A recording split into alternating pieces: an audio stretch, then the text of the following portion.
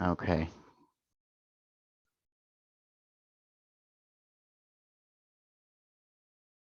Sorry. I'm having some technical We had it all difficulties set up, here. but Okay. Can you see it now? give it a second. Not yet. Okay. I don't know where the screen share is. Should be a green button at the bottom.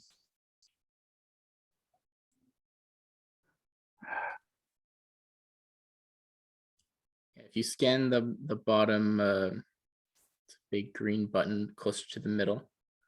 Is it on the, whoops. The bottom bar with all the different buttons. Well, it's not letting me pull it up. I'm so sorry. It's only letting me see this. My presentation is all I've got on my screen.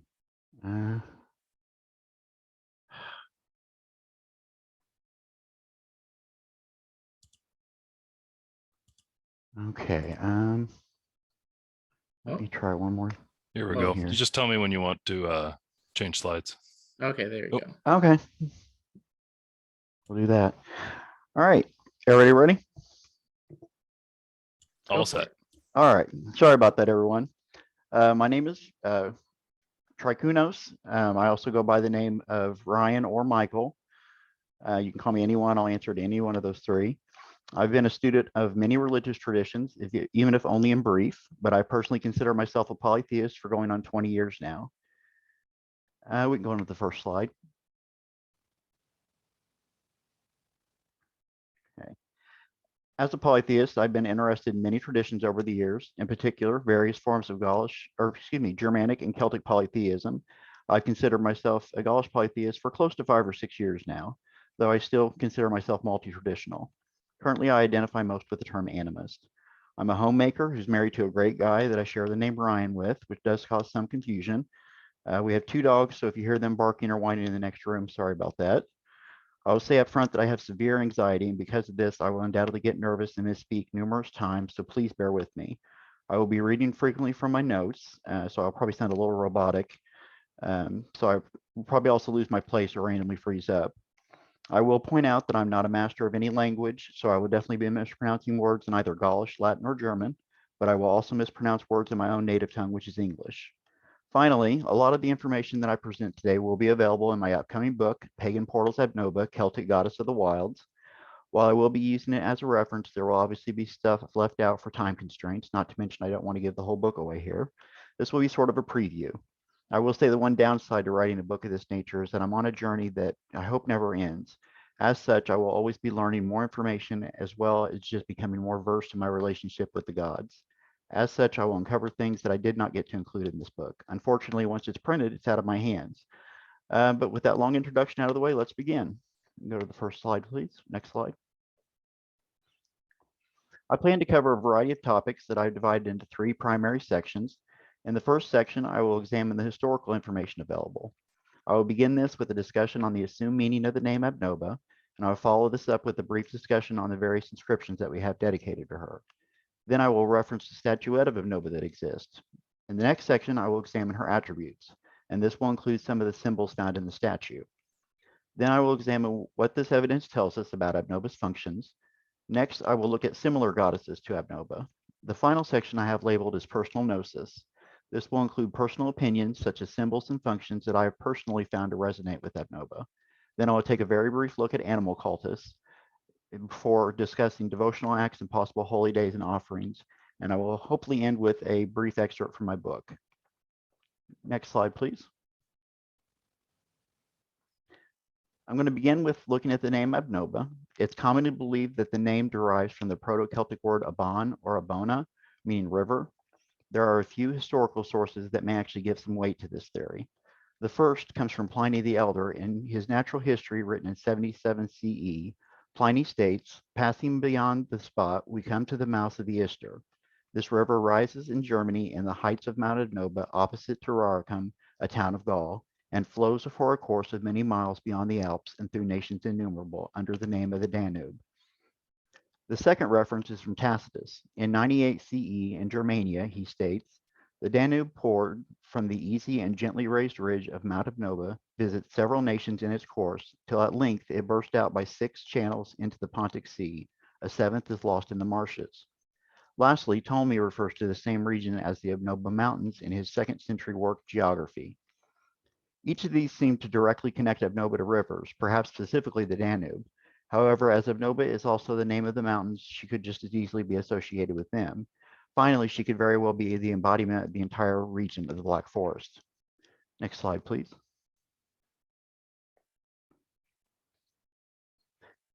As she is associated with the Black Forest, it is no surprise that she is attested precisely in this region. The Black Forest lies in modern southwestern Germany on the border with France. The Black Forest is actually the name of a forested mountain range running roughly north to south in the state of Baden-Württemberg. As previously referenced by Pliny and Tacitus, it is the source of the Danube River, which forms the merging of the Brigg and Breg rivers. It is bounded on the west by the Rhine River Valley. To date, there are 10 attestations from 8 different locations that have been discovered. Only the inscription from Karlsruhe and Stuttgart are outside of the Black Forest, though they are still very close to this region. There are 2 inscriptions from Stuttgart and 2 inscriptions from the region of Pforzheim. The other 6 locations have just 1 dedication each. Now, I won't go over all of these inscriptions, but I have pulled a few just for reference. If you're interested in checking out the others, you can look at the epigraphic database Heidelberg online and just search there for Abnoba. I should mention here that these inscriptions that follow have been translated by scholars that are more knowledgeable on the subject than I. Next slide, please. I will begin with the 2 inscriptions from Stuttgart. The first one was discovered in 1904 and dates from 71 CE to 150 CE. It states, the Abnoba consecrated Marcus Proclinius Verus Stater happily and joyfully after his vows fee redeemed. Now, this is a translation from a German source, so I really can't vouch for its accuracy, but there it is on the screen. The second one from Stuttgart is incomplete, but I decided to include it anyway. It is believed to date roughly from 71 CE to 250 CE, and all that really can be deciphered from it is it includes something along the lines of sacred Abnoba. Next slide, please. The third inscription is particularly interesting as it was found at a thermal spring near Badenweiler, Germany. This has led some, me included, to associate Abnoba with the healing role. This is just an opinion of mine and not to be taken as solid fact. However, I will discuss this possibility in a few moments. Also of note, this is one of the at least 2 inscriptions where Abnoba is given the epithet of Diana. It is thought to date from 71 CE to 250 CE as well. It reads, to Diana, Marcus Sinius Fronto offered this altar. Next slide, please. This fourth inscription, once again, gives her the epithet of Diana and was found near present-day Molenbeek and dates to 193 CE. I apologize for the image being so hard to read. It states, to honor of divine imperial house, to have the divine Abnoba, Cassianus of Cassidus, son and Atanius, the brothers, glad and joyful, how herself befits your vow fulfills under the consult Falco and Clarus. Next slide, please. This fifth one is very incomplete as well, but I've included it here for a special reason. It was found in the modern town of Pforzheim, and it dates sometime between 171 and 230 CE. There's not much left of it, but there it is, what is available of it. Of note here, this location was found at the site of a villa rustica named Fohlenstallschlossen. I apologize for that. I'm sure I butchered that. A villa rustica is just what it sounds like, a rustic villa. They were typically farming homesteads. Here you can see a model of a villa rustica courtesy of Wikipedia. This homestead association opens up some new possibilities as to the roles Abnoba may have overseen. I will discuss this further in just a bit.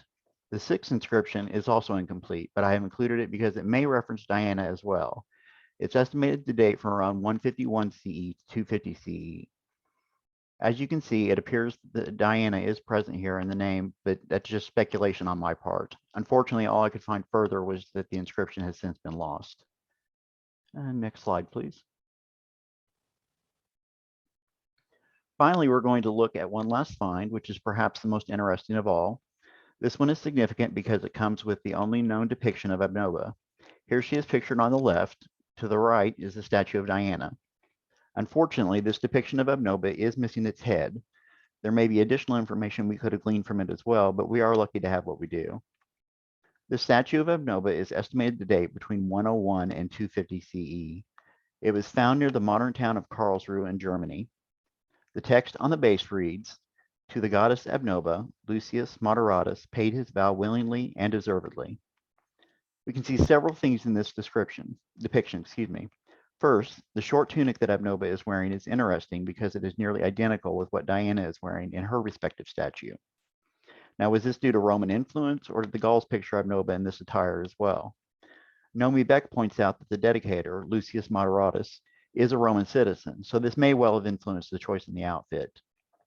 You may also notice that the depiction of Abnoba appears a bit stockier than the image of Diana. And Beck sees this, she references this and notes that it could be due to a stockier build of the Gauls, but that is also just speculation. You can also see that her one hand is reaching for the quiver on her back. She's also paired with a hound who appears to have a rabbit or a hare caught between his paws. Next slide, please. I'm going to go over known symbols and their role. The thing I want to highlight first here is especially informative are the quiver. We can assume from the quiver's appearance that the bow and arrow serve as important tools to Abnoba as well. While they are not included in the statue, it's a simple inference to make. The hound companion can serve many functions, but with the quiver, it's easy to assume that it is a hunting hound. This is further implicated by the hare that it seems to have captured. However, I will circle back around later to the hound as there may be additional conclusions that can be drawn from that. While working with Abnoba obviously requires a lot of personal gnosis, one function that I feel is prevalent among many of her followers is a connection to hunting. Now, I have to admit here, this is not a role that I'm particularly connected with, at least not in any literal sense. Because of this, unfortunately, for many that are looking forward to my book, this is not something I really discuss at any great length. I do reference it many times, but it is not a role that I'm familiar with, so I didn't feel that it was my job to really highlight that in any respect. That being said, I can understand the important role that hunting held to the Gauls, and even its importance today. I would go so far as to say that I think it can be considered a sacred act. I feel that relying on your skill as a hunter to provide sustenance for your family or yourself should be seen as a religious act in honor of Abnoba. That being said, I also do not feel that you're required to be a hunter in order to honor her. Related to this role, perhaps, is the aspect of Abnoba that I'm most familiar, and that is as goddess of the wilds. Next slide, please.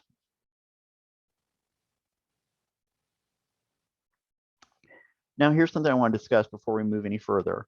You may be asking yourself whether or not it is appropriate to honor a divinity that is so closely connected with a specific geographic region. In short, I say yes. Even a localized deity like Abnoba has the ability to manifest in other locations. She is a deity after all. I feel that the Black Forest is her sacred region, but that doesn't prevent her from appearing elsewhere. I have several places where I live that I can say without a doubt I feel her presence at. This top image here is a picture that I took from Wikipedia of the Black Forest. I've never been, I've always wanted to go though, it's just fascinated me. The bottom picture is one that I took at my favorite local spot, the Wabashiki wetlands. As you can see, they are both vastly different environments in two very different locations. I tend to personally find it strange to think that she could not be associated with both locations, and I feel that if I failed to recognize her there, that she would actually be offended by that. Though that's just my opinion, I do urge you to seek her out in the wilds where you live and see for yourself. Next slide, please. As a collective, the duo have little information available on them.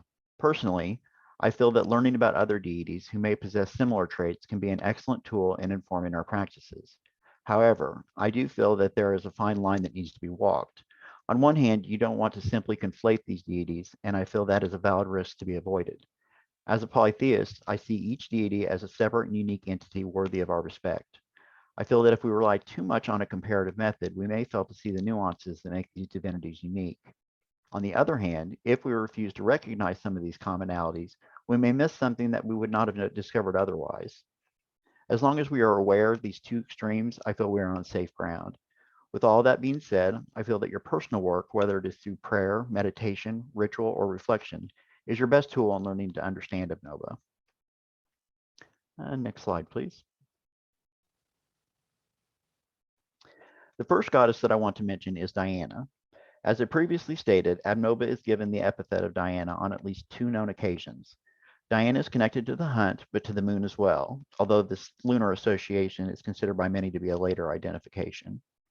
She's commonly linked to women as well as children in childbirth and other major life transitions. Another role that Diana was known for was her connection to healing, just as her twin brother is, Apollo. In particular, she was known for a healing shrine at Mount Tifata in Italy, where she was known as Diana Tifatina. Next slide, please. Now we will briefly turn to Artemis, or as Diana and her were commonly linked together. Artemis was also a goddess of the hunt and the moon, as well as women and children and childbirth. She also has a side that is commonly associated with vengeance, though, having caused the death of mortals on several occasions. One such case was Callisto.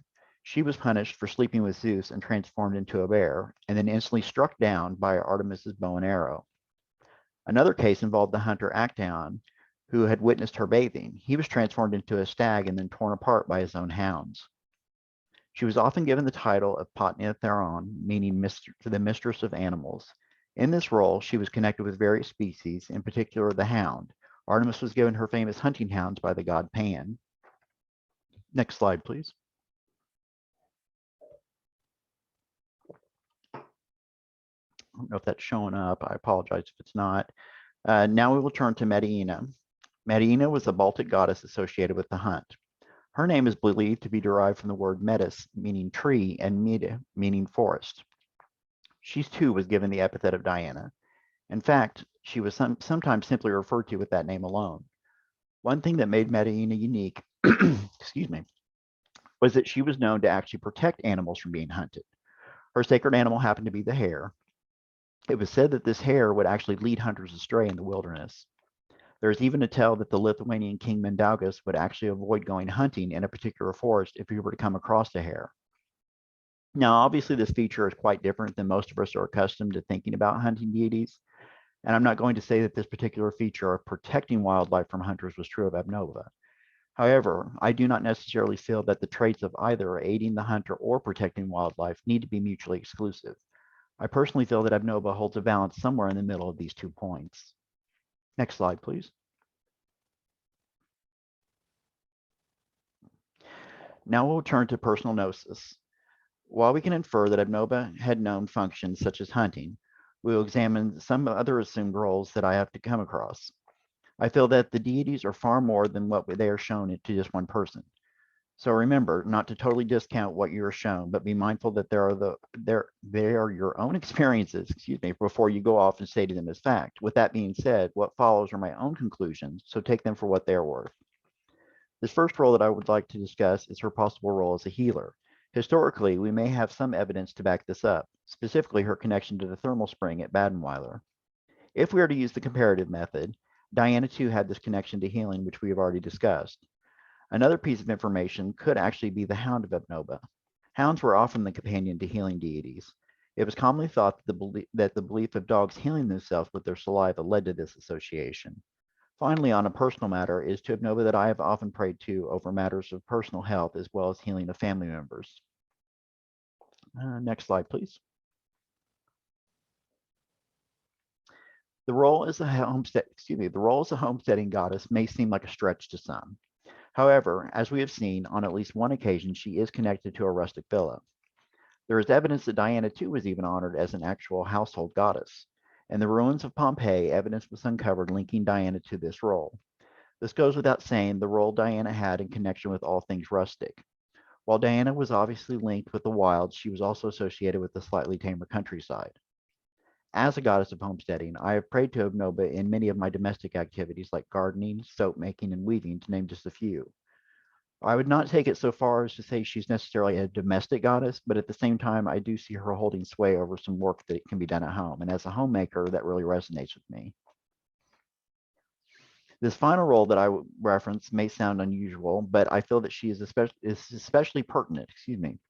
I see Abnoba holding sway over various opposing elements. For instance, I see her as a goddess of hunting, but also protecting them. I see her as a goddess of healing, but also intimately connected with death. If, once again, we are to look to Diana, we can see both of these roles expressed. For me, I have personally experienced Abnoba in the guise of a harbinger of death.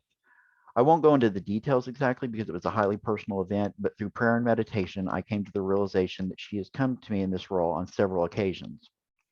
I see her ruling the wilds of nature, but just as I pointed out, the much tamer homestead.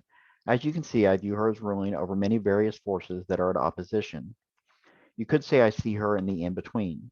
Linked to this, I envision her as being very connected to those of us that are on the margins of society, if you will. That is to say, those that are marginalized by society in some form or another.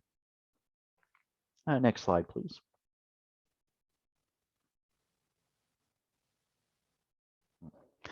As we've already discussed, Abnoba is linked to the hound, hare, as well as bow, arrow, and quiver. But what are some other possible symbols that she could be associated with? I think an obvious symbol would be the hunting spear. While not something that resonates with me particularly, it may be something you could dive into if you're a hunter. Not that many of you use spears to hunt with, but as a symbol, I feel it could hold some power. I feel that natural springs are a good representation of Abnoba. Likewise, natural waterways are of importance. We have seen that she has some connection to rivers, but personally, my local wetlands seem to be a popular spot for me to connect with her. The torch is yet again something personal to me as she appeared with the torch in a dream many years ago. As a guide, and in my case, a guide of the dead, the torch accompanied her on this journey. Finally, there are many animal species that I feel are connected to Abnoba, which brings us to our next slide. As an animist, I feel that everything has a spirit. In addition, I feel that animal species possess a soul as well. Now, this brings up an entirely different subject about how I view the difference between soul and spirit, but that's a matter for another day. For now, I will say that I feel it is imperative to treat non-human animals with a bit of reverence. This does not mean that I actively worship them, but I do offer their collective spirits a special place of honor in my practice. I may say a prayer to a specific animal spirit that I feel connected in some manner to a problem I am facing or a goal that I'm trying to reach. While I feel that the gods are off busy doing godly things, I feel that animal spirits are much easier to access on a regular basis. I generally work with animals native to my local ecosystem. From the white-tailed deer to the eastern fox squirrel, animals play a large part in my spiritual path. I feel that Abnoba holds sway over the animal kingdom, and this has enriched my practice even more. Next slide, please. Now I will discuss festivals in honor of Abnoba. As far as the historical record goes, we do not have any known holy days in her honor. For those that are familiar with Gaulish deities, you know this is not uncommon. I feel that while it is important to have gods and goddesses present in your everyday life, sacred days offer us a special time to really reflect and celebrate them. In the absence of historical days, I think it is important to find special days that really resonate with you personally.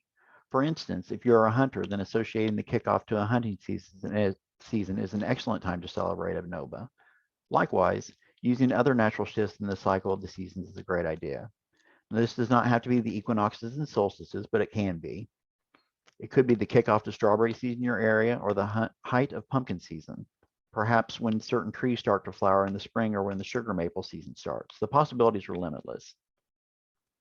You could also do something that I suggest in my book and use the comparative method. Finding days that are sacred to Diana and Artemis, for instance, can really resonate with Abnoba as well. And in my book, I highlight several of these. One such day that is personally important to me is my practice is the Otherworld Festival, Evos Autumni. I celebrate this day at various times depending on my personal circumstances at the moment. Generally, I aim for sometime near the two first quarter moons before the winter solstice. Another important time is my springtime celebration. I go against the grain here and I typically celebrate this day on Easter. This falls at a time when the land is really springing back to life. My family always has a secular celebration at my brother and sister-in-law's house, and I spend the day enjoying family and holding Abnoba in my heart throughout these festivities. And next slide, please. When it comes to offerings, the options are nearly limitless. My first go-to option, whether it is to Abnoba or to an animal spirit, is incense. I feel that this is appropriate for any deity, and I feel the smoke helps carry our prayers to the other world. The next item that I feel is quite relevant to Abnoba is water. As water is sacred to her in many forms, I feel this makes an excellent offering. I will also occasionally offer fruits and vegetables. As a goddess of the wild, keeping in tune with the natural cycles of plant lives and offering seasonally available fruits and vegetables is a great gesture. Finally, I would like to suggest our actions as offerings. For instance, living your life in an honorable fashion in dedication to Abnoba is a fantastic choice. Along with this, doing volunteer work can be an offering as well. Volunteering at an animal shelter, for instance, is certainly an appropriate action. I've yet to find anything that Abnoba has personally rejected, so if you have something in mind that resonates with you, then you think she would accept, and by all means offer it up. And next slide, please. Okay, I guess we're ready to read an excerpt from my book. This section is called Connecting to the Wilds. The world's forests are dwindling away. It is estimated that 10,000 years ago, the Earth's habitable land was 57% forested. We have since lost 1/3 of our forest. To make matters more dire, half of that loss of land has occurred between 8000 BCE and 1900 CE, but the other half has been lost since 1900. That is a dramatic and rapid rate of loss. Knowing this, how is the goddess of the forest relevant in our lives today? I feel that because of this fact, Abnoba is more important than ever before. It is imperative that we remember the importance of the forest and strive to protect them at all costs. The benefits of spending time in the woods are numerous. Some of these benefits include lowering your blood pressure, reducing stress, and overall improving your mood. Plants give off airborne chemicals called phytoncides. Breathing in this chemical is believed to contribute to these positive reactions. Even just taking a few minutes to sit with the tree can be known to produce some of these effects. This can even include green spaces in our cities. While some of us would disagree, I would argue that Abnoba is present to some extent in the city. We just have to look a little harder to find her. She can be found in the cultivated city parks. She can be found in the random grove of trees on the abandoned city block. Cities are still a part of nature. Sure, they are man-made, but they are still a part of our environment. It just takes more work to find the wilds left in our cities. I find her presence in every tree I see along the street. Trees are vital to my personal well-being and a critical element to all of our health. So if you can find that one spot, that single tree where you can sense the divine, you can still connect to Abnoba. However, if you can find a way to explore the mysteries of the forest, I urge you to take the opportunity and go explore. Okay, and then I think that takes us to the last slide. Okay, and I just want to thank you all for taking the time for your day and giving me my presentation to go. I hope my errors were limited. And thank you for understanding my nervous behavior. I appreciate you listening to my first ever public presentation. I hope you will spend some more time with us today and watch the following amazing presentations. I know you will learn a lot from them, and I hope you came away today learning a little something about Abnoba, Gaulish goddess of the wilds. Thank you very much. Thank you. I'm just opening up the chat here since I had the presentation up, but I really appreciated that. It fit a lot with some of my personal gnosis as well, so I really appreciate it. Great. Yeah. Kuno, do we have any questions lined up? Maury was asking about what other platforms, and they were kind of talking about it in chat. So would you recommend any other platforms where your book might be available, where we don't give Jeff Bezos dollars? That's a good question. Right now, the only places I know that you can order it would be through Amazon, and I know Walmart has it. Barnes and Nobles has it. I'm still going, yeah, and that's a little bit better option. I'm still kind of getting my feet wet on this whole, situation where it'll be available at and everything. So if I learn more, I will definitely update everyone on a better option for that, because I completely understand their feelings about that. We'll try to put some alternate links in the YouTube description when we upload the video. Okay, great.